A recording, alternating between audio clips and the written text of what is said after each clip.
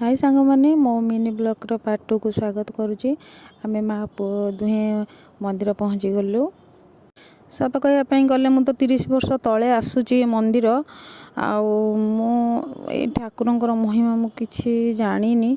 आम तो छोट थिलु आम माँ बुढ़ी माँ पैसा दिए गुरुवार गुरुवार आमे आसिकी स्कूल पाख तो आसिकी भोग लगे दो।